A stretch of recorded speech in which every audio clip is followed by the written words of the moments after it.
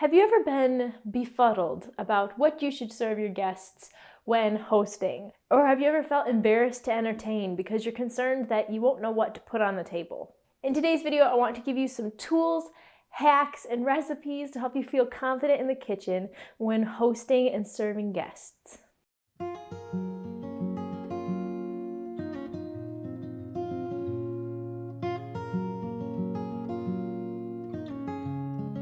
In preparation for this video, to see if this video even needed to be made, I Googled easy recipes to serve your guests. I was completely shocked when beef Wellington, steak, shrimp, more steak, and other extravagant meals were what popped up. No wonder people are afraid to entertain guests. If we think that that is the standard our meals should be at, then of course we're gonna be scared.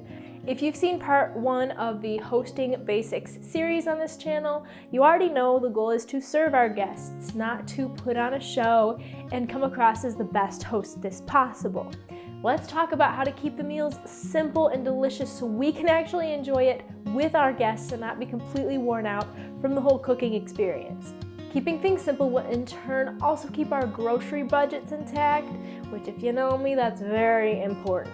I grew up in a home where my mom was very talented at hosting. We pretty much hosted one family at a time versus having big parties. But she also knew how to host for larger events. Because she's a very experienced homemaker, she could make a lot of little things. Now there would be one main dish, but there would also be some sides and toppings and a bunch of fun things to go along with the meal and a nice dessert. If you're more of an experienced homemaker, I bet you can pull that off, but for newer ones like myself, that's just not happening. And all of us are short on time every now and again. I personally find it helpful to stick to one-pot meals. Things I know are tried and true recipes, things that I know are crowd pleasers but aren't made up of a million components. And I say keep it to tried and true meals because trust me when I say you don't want to learn how to make homemade pasta while your guests are sitting there watching you figure out how long it takes to make it. Yeah, that may have happened one time. So keep it to something you know well, something you and your family enjoy. Don't reinvent the wheel. If it ain't broke, don't fix it. Because if you all enjoy it, chances are other people will as well. However, I recommend checking ahead before your guests arrive to make sure that they don't have any allergies or major food aversions. And personally, when my guests offer to bring something, I either ask them to bring a dessert or a side dish, depending upon what I'm making that night and how much time I have to allot to making a dessert. And if they don't make the offer themselves, depending upon the situation, I don't think it's necessarily rude to ask them to bring something. But that's entirely up to you. So let's talk about some easy types of meals to make. Soups are so versatile.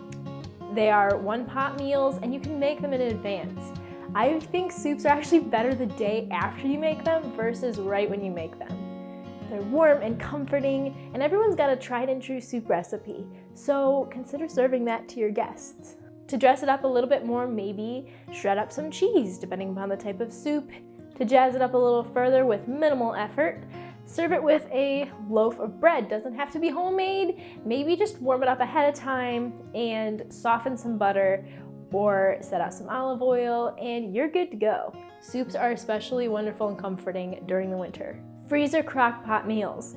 All this means is that you're gonna sit down one day, make up a bunch of easy meals that you can throw in freezer bags that are for use later in the crock pot. And then the day you're entertaining, just pull that out of the freezer, throw it in the crock pot, turn it on, and you're good to go. That's another sort of dish that'll fill your home with amazing smells, and it will be very warm and comforting. And it's even easier than soup because you did the prep ahead of time. If you can, prep things like that ahead of time in batches. I personally have a stash of frozen cookie dough in the freezer at the ready at all times, and that's pretty much what I serve guests for dessert.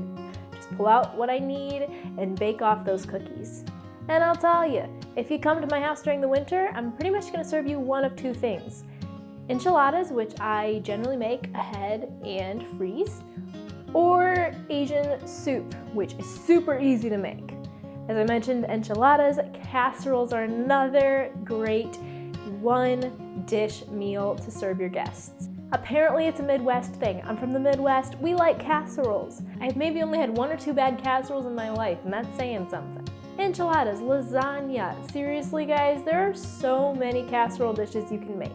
And if you're not in the Midwest, consider introducing all your friends to casseroles because you might find that you like them. They're pretty easy and delicious. Pasta, barring homemade pasta like we already mentioned, can be a super simple dish to serve your guests. Depending upon the type you make, of course. You don't have to make homemade sauce if you don't want to. Store-bought will do just fine. And if you want to jazz it up a little bit, maybe throw your marinara sauce in a saucepan and simmer it with some garlic and herbs for a while. That'll make it seem very homemade. If you have a solid dough recipe that's quick to pull together, homemade pizza could be another option. And I mean the type where you make the dough ahead of time, lay out all the toppings, and let your guests top the pizzas themselves. Then simply bake off the pizza. And they've already chosen what they want on their slices, so you don't even have to do guesswork as to what they would like. Last but certainly not least, I will be the first one to shamelessly admit that I have served people breakfast for dinner on multiple occasions. Granted, these are people I know well and who honestly do not care what I serve them. And I am telling you, I literally have served them eggs, pancakes, maybe bacon, or hash browns. When I was pregnant with my daughter, I was sick for 9 months, and the smell of cooking and the effort that went into cooking was too much for me to handle quite often. Found that the breakfast foods were nice and mild when it came to smells, and pretty easily pulled together. So yeah, that's another option if you're really short on time or are in a similar situation. Make a pajama party out of it if you want to. Think outside the box. I have been known to send texts to guests before they come, ones I know well, saying, feel free to wear your sweatpants because guess what, I'm in mine.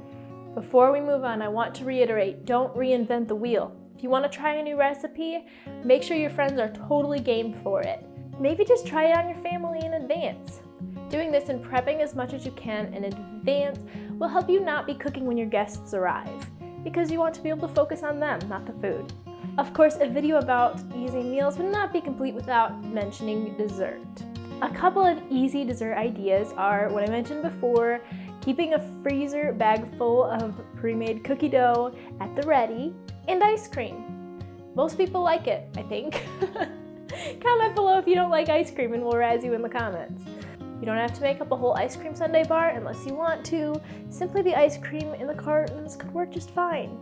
And during the winter, another simple dessert is a hot cocoa bar. Just set out your toppings, prepare your hot cocoa ahead of time, and then put it in a crock pot and let it stay on warm to keep it at the right temperature for when your guests are ready for dessert.